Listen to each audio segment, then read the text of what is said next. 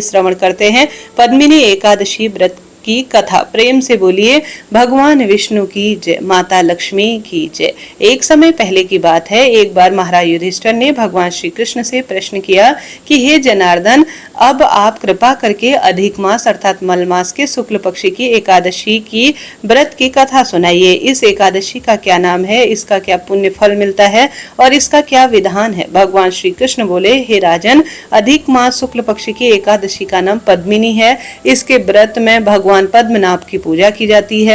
इस व्रत की कथा इससे पूर्व महर्षि नारद जी से कह चुका हूँ। दशमी के दिन से ही यह व्रत प्रारंभ हो जाता है, यानी दशमी को ही एक बार खीर का भोजन करना चाहिए, ब्रह्मचर्य धारण कर पृथ्वी पर सोना चाहिए।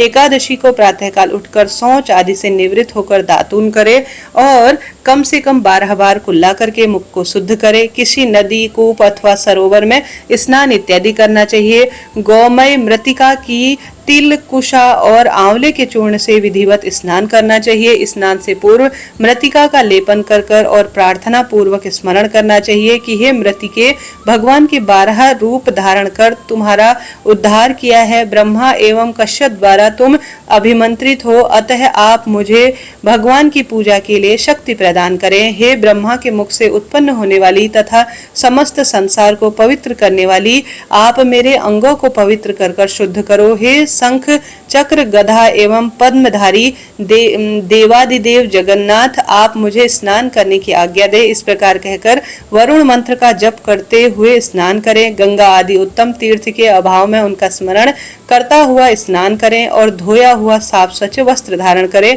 संध्या वंदन आदि नित्य कर्मों से निवृत्त होकर भगवान के मंदिर में जाकर उनकी पूजा करें। राधिका सहित भगवान की स्वर्ण प्रतिमा अथवा शंकर सहित पार्वती की स्वर्ण प्रतिमा विधि पूर्वक पूजन करें। धान्य के ऊपर कांसे के, तांबे के अथवा स्वर्ण अथवा मिट्टी कलश स्थापित कर उसके मुख पर जिस चीज का घट हो उसका पात्र रखकर उसे सुगंधित द्रव्य और वस्त्र द्वारा अलंकृत करें।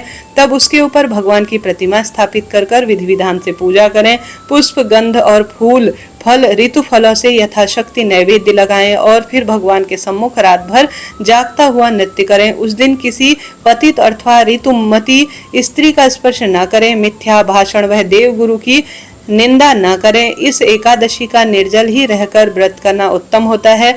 अशक्त हो तो जलपान या फलाहार का अविलंबन लेना चाहिए। रात के प्रत्येक पहर में भगवान श्री कृष्ण और भगवान शंकर की पूजा करनी चाहिए। पहले पहर में नारियल का फल, दूसरे में बिल्व पत्र, तीसरे पहर में सीताफल, चौथे पहर में पुंगी फल यानी सुपारी आदि अर्पित करनी चाहिए। इस प्रकार नैवेद्य लगाने के क्रम अनुसार अग्निष्टम, वाजपेयी, अश्वमेध और राजस्व यज्ञ का पुण्य प्राप्त हो जाता है तथा पृथ्वी में उपस्थित समस्त तीर्थों के करने का पुण्य फल प्राप्त होता है। इस प्रकार पूजन करता हुआ जो रात्रि भर जागरण करे, सूर्योदय होने पर स्नान कर भगवान का पूजन करे और ब्राह्मणों को भोजन कराएं।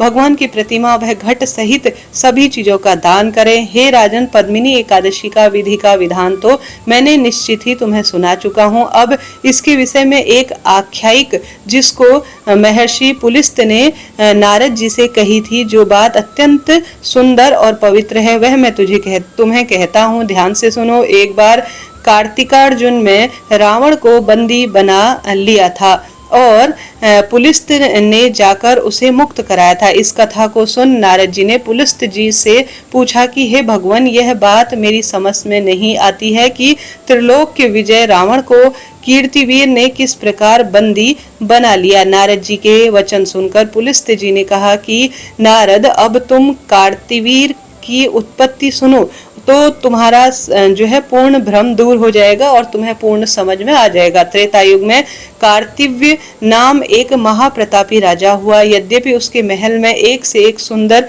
100 रानियां थी, तथापि पुत्र किसी को नहीं था। उस राजा ने महर्षि के उपदेश अनुसार अनेकों राजस्वीय यज्ञ और अश्वमेध यज्ञ किए, मगर कोई श्रेष्ठ परिणाम नहीं निकला। तब राजा अत्यंत उदास और दुखी रहने लगा। सोचते सोचते तप करने के लिए जाने लगा। निश्चय कर राज्य का भार मंत्री के मत्थे देकर तपस्या करने को चला गया। यह समाचार सुनकर उसकी एक रानी जिसका नाम प्रेमदा था वह वेश तपस्विनी का बनाकर राजा के साथ निकल पड़ी। वन में जाकर राजा ने 1000 वर्षों पर्यंत तपस्या की मगर कोई श्रेष्ठ फल नहीं मिला। यह देख प्रेमदा को बड़ा दुख हुआ। एक दिन वह अनुसुईया के आश्रम में जाकर उनको प्रणाम कर उन्हें अपना समस्त वृतांत सुनाई। हे देवी, मुझे कोई ऐसी युक्ति बताए जिससे मेरा मनोरथ पूर्ण हो जाए। रानी की समस्त राम कथा सुनकर देवी अनुसुईया ने कहा कि तुम अधिक मास में जो 32 महीने के बाद आता है उसमें से 2 एकादशियों का व्रत करो, एक तो पद्मिनी और एक परमा। यह दोनों ही एकादशी अतुल्य और अक्षय फल देने वाली है। अस्तु तुम इन दोनों एकादशी का व्रत करो, भगवान का पूजन और जागरण कर रात्रि में सर्वश्रेष्ठ अति उत्तम पूजन और जागरण करो, तुम्हारी मनोकामना अवश्य पूर्ण होगी। तुम और रानी और देवी अनुसुईया के व्रत का विधान सुनकर अपने आश्रम की ओर रानी चली आई और पद्मिनी का व्रत निराहार और निर्जल रहकर रात्रि जागरण और कीर्तन किया। व्रत के समापन होते ही भगवान कमलनाथ प्रकट हुए और रानी से कहा कि वर मांगो। रानी ने भगवान को दंडवत प्रणाम किया और हाथ जोड़कर अनेक स्तुति की पश्चाताप कहा कि हे देव, यदि आप प्रसन्न हैं तो मेरे पति की इच्छा पूर्ण कीजिए। रानी के ऐसे वचन सुनकर भगवान ने कहा कि हे राजन, तुम्हारी स्त्री ने पद्मिनी का व्रत करके मेरी विशेष आराधना और पूजन किया है। अस्तु मैं प्रसन्न होकर कहता हूँ कि तेरी जो भी इच्छा है वह वर मांग लो। भगवान के ऐसे वचन सुनकर राजा ने कहा, प्रभु, यदि आप सचमुच मेरे ऊपर प्रसन्न हैं तो मुझे ऐसी संतान दीजिए जो सर्वश्रेष्ठ हो और आपके सिवा किसी और के हाथों न मरने वाला हो। राजा के ऐसे वचन सुनकर भगवान ने तथास्तु कहकर वह अंतर्ध्यान हो जाए। राजा भी प्रसन्न होकर रानी को लेकर अपनी राजधानी आ गए। यथा समय रानी प्रेमदा के गर्भ में कार्तिक वीर नाम का जन्म आ गया, जिसके समान तीनों लोकों में कोई भी नहीं था, अर्थात उनके पुत्र का नाम कार्तिक वीर था। यही कारण था कि उसने रावण को बंदी बना लिया था। इस प्रकार कथा कहकर पुलिस्त जी ने नारद जी से कहा, इसमें आश्चर्य का कोई भी विषय नहीं है। पद्मिनी एकादशी का महान प्रभाव है। श्री कृष्ण बोले कि हे राजन, इस व्रत को तुम भी बंधु बांधवों सहित करो, तुम्हारा कल्याण होगा। भगवान के आज्ञा अनुसार महाराज युधिष्ठिर ने भ्राताओं सहित इस व्रत को किया। मलमास की एकादशी का व्रत करने वाला महान पुण्य का भागी होता है। जो लोग इस कथा को पढ़ते, सुनते, सुनाते हैं उनका कल्याण प्रभु जी स्वयं ही करते हैं। तो प्रेम से बोलिए भगवान विष्णु की जय, माता एकादशी की जय। एकादशी माता की कथा सुन लेते हैं। प्रेम से बोलिए एकादशी मात की जय। युधिष्ठिर जी कहने लगे, हे भगवान, आपने हजारों यज्ञ और लाख गोदानों को भी एकादशी के व्रत के बराबर नहीं बताया है, सो यह तिथि सब तिथियों में इतनी उत्तम कैसे हुई, बताइए। भगवान कहने लगे, हे युधिष्ठिर, सतयुग में मुर नाम का एक दैत्य उत्पन्न हुआ। वह बड़ा बलवान और भयानक था। उस प्रचंड दैत्य ने इंद्र, आदित्य, वसु, वायु, अग्नि आदि सभी देवी देवताओं को पूर्ण रूप से पराजित कर दिया था और सभी उसके आतंक से खूब परेशान थे। वह सदा सर्वदा हर स्वरूप में उद्दंड मचाए हुए था। तब इंद्र सहित सभी देवी देवताओं ने भयभीत होकर भगवान शिव से सारा वृतांत कहा और बोले, हे कैलाशपति, मूर दैत्य से भयभीत होकर सब देवता मृत्यु लोक में फिर रहे हैं। तब भगवान शिव ने कहा, हे देवताओं, तीनों लोक के स्वामी, भक्तों के दुखों का नाश करने वाले भगवान विष्णु की शरण में जाओ, वही तुम्हारे दुखों को दूर कर सकते हैं। शिव जी के ऐसे वचन सुनकर सभी देवता क्षीर सागर पहुंचे। वहां भगवान को शयन करते हुए हाथ जोड़कर उनकी स्तुति करने लगे कि हे देवताओं द्वारा स्तुति करने योग्य प्रभु, आपको बारंबार नमस्कार है। देवताओं की रक्षा करने वाले मधुसूदन, आपको नमस्कार है। आप हमारी रक्षा करें। दैत्यों से भयभीत होकर हम आपकी शरणागति में आए हैं। आप इस संसार के कर्ता, माता पिता, उत्पत्ति और पालन करता और संहार करने वाले हैं। सबको शांति प्रदान करने वाले हैं। आकाश और पाताल भी आप ही हैं। सबके पितामह ब्रह्मा, सूर्य, चंद्र, अग्नि, सामग्री, होम, आहुति, तंत्र, मंत्र, जप, यजमान, यज्ञ, कर्म, कर्ता, भोक्ता सब आप ही हैं। आप सर्व व्यापक हैं। आपके सिवा तीनों लोकों में चर और अचर कुछ भी नहीं है। हे भगवान, दैत्यों ने हमको जीतकर स्वर्ग से भ्रष्ट कर दिया है और हम सब देवता इधर उधर भागे फिर रहे हैं। आप हमारी रक्षा करें। इंद्र के ऐसे वचन सुनकर भगवान विष्णु कहने लगे, हे इंद्र, ऐसा मायावी दैत्य कौन है जिसने सब देवताओं को जीत लिया है? उसका क्या नाम है? उसमें इतना बल कैसे है? और वह किसका आश्रय पाए हुए है? उसका स्थान कहाँ है? मुझे बताओ।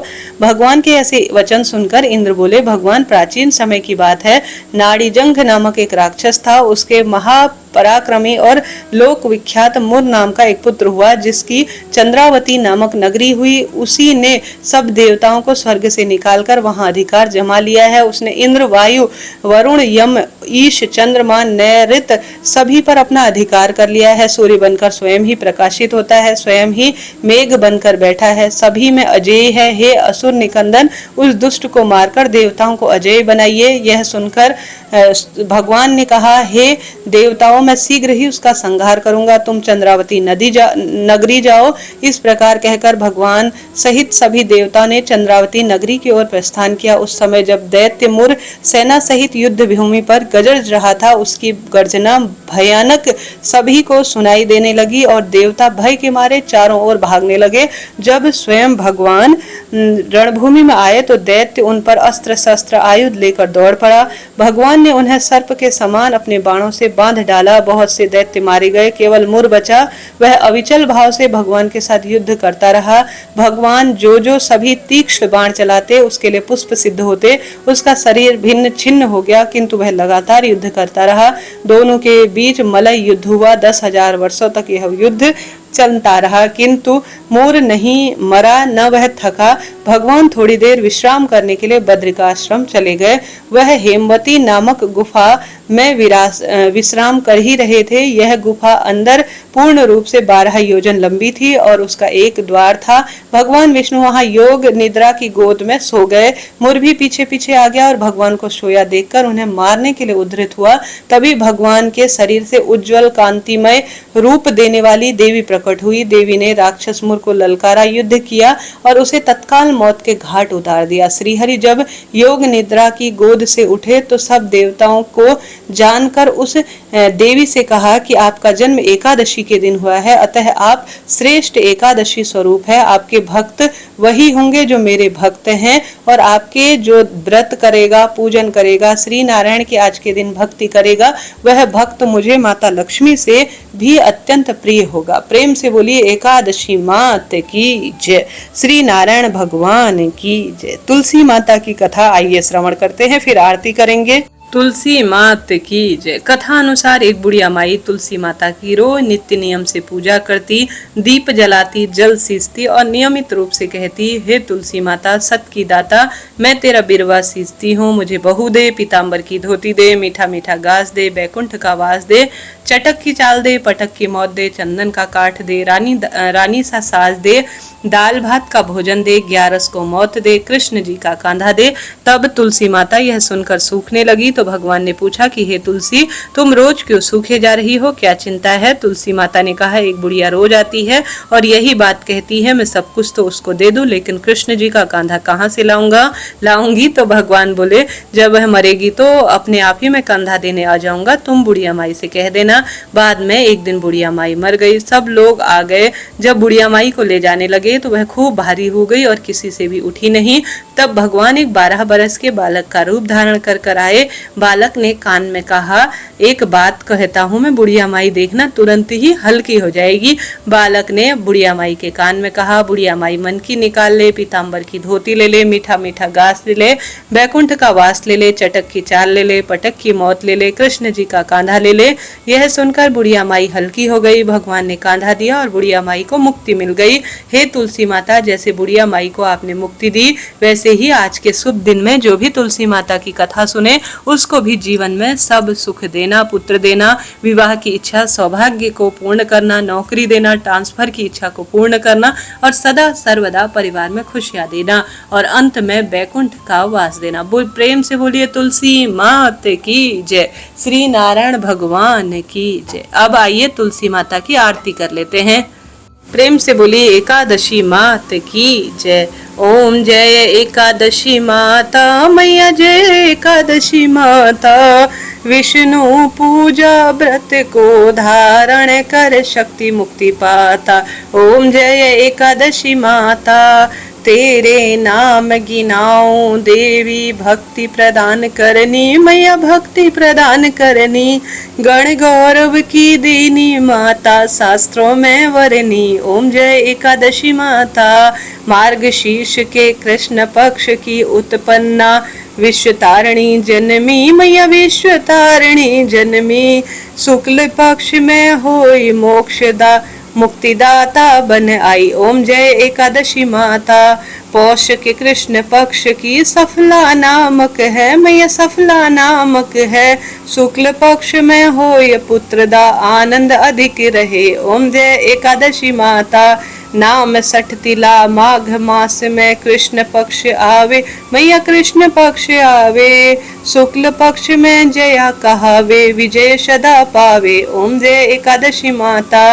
विजया फाल्गुन कृष्ण पक्ष में शुक्ला आम्ल की है, मैया शुक्ला आम्ल की है। पाप मोचिनी कृष्ण पक्ष में चैत्र महाबली की, ओम जय एकादशी माता। चैत्र शुक्ल में नाम कामदा, धन देने वाली, मैया धन देने वाली। नाम वरुथिनी कृष्ण पक्ष में बैसाख माह वाली, ओम जय एकादशी माता। शुक्ल पक्ष में होय मोहिनी अपराज्येष्ठ कृष्ण पक्षी, मैया अपराज्येष्ठ कृष्ण पक्षी। नाम निर्जला सब सुख करनी, शुक्ल पक्ष रखी, ओम जय एकादशी माता। योगिनी नाम आषाढ़ में जानो, कृष्ण पक्ष करनी, मैया कृष्ण पक्ष करनी। देव शयनी नाम कहायो, शुक्ल पक्ष धरनी, ओम जय एकादशी माता। कामिका श्रावण मास में आवे, कृष्ण पक्ष कहिए, मैया कृष्ण पक्ष कहिए। श्रावण शुक्ला होय पवित्रा, आनंद से रहिए, ओम जय एकादशी माता। अजा भाद्रपद कृष्ण पक्ष की परिवर्तिनी शुक्ला, मैया परिवर्तिनी शुक्ला। इंद्रा अश्विन कृष्ण पक्ष में व्रत से भव सागर निकला, ओम जय एकादशी माता। पांपा कुंशा शुक्ल पक्ष में आप हरनहारी, मैया आप हरनहारी। रमा मास कार्तिक में आवे, सुखदायक भारी, ओम जय एकादशी माता। देव उत्थानी शुक्ल पक्ष की दुख नाशक मैया, मैया दुख नाशक मैया। पावन मास में करूं विनती, पार करो नैया, ओम जय एकादशी मैया। परमा कृष्ण पक्ष में होती जन मंगल करनी, मैया जन मंगल करनी। शुक्ल मास में होय पद्मिनी, दुख दारिद्र हरनी, ओम जय एकादशी माता। जो कोई आरती एकादशी की भक्ति सहित गावे, मैया भक्ति सहित गावे। जन गुर दीता स्वर्ग का वासा, निश्चय वह पावे, ओम जय एकादशी माता। जय जय एकादशी माता। प्रेम से बोलिए एकादशी मात की जय। प्रिय श्रोताजनों, इस तरह से मैंने एकादशी, तुलसी माता और आप सभी को श्रेष्ठ आरती सुनाई। जरा सा भी वीडियो उचित उपयोगी रहे तो चैनल को सब्सक्राइब करें, कमेंट्स में राधे राधे लिखें और वीडियो को शेयर कीजिएगा। और साथ के साथ अन्य चैनल पर जो जानकारी है वह आ चुकी है तो सब्सक्राइब करें जी। हर हर महादेव। जय श्री एकादशी माता।